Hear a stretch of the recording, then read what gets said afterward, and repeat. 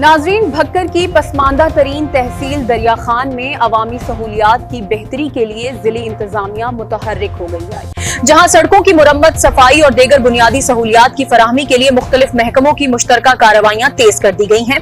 मजीद सूरत हाल और पिस मंजर जानते हैं भक्कर से एम सईद बुशारती की तैयार करदा इस खसूसी रिपोर्ट में आज तक न्यूज के साथ। आप देख रहे हैं आज तक न्यूज, खबर सच के साथ।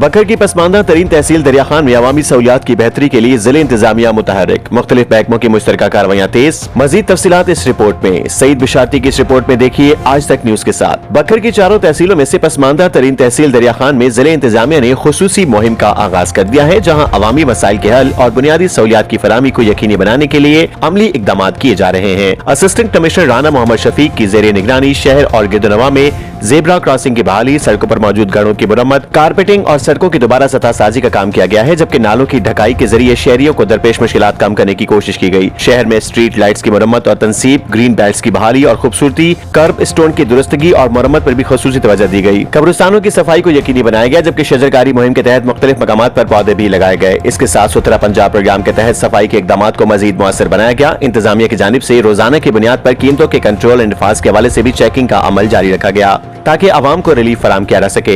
इस सिलसिले में तमाम मुताल्लिका महकमों के अफसरान को मुतहर्रिक किया गया, जिनमें deputy commissioners, additional deputy commissioners, assistant commissioners, PHA, सुथरा पंजाब, वासा, हाईवेज, जंगलात, लोकल गवर्नमेंट, डिस्ट्रिक्ट काउंसलर और म्यूनिसिपल कमेटियों के अफसरान शामिल हैं, जिन्होंने मुश्तरका तौर पर इस मुहिम में हिस्सा लिया। जिले इंतजामिया का कहना है कि दरिया खान की बेहतरी और अवामी सहूलियात की फराहमी के लिए ऐसे इकदाम तसलसल के साथ जारी रखे जाएंगे, ताकि इलाके की पसमानदगी को खत्म किया जा सके।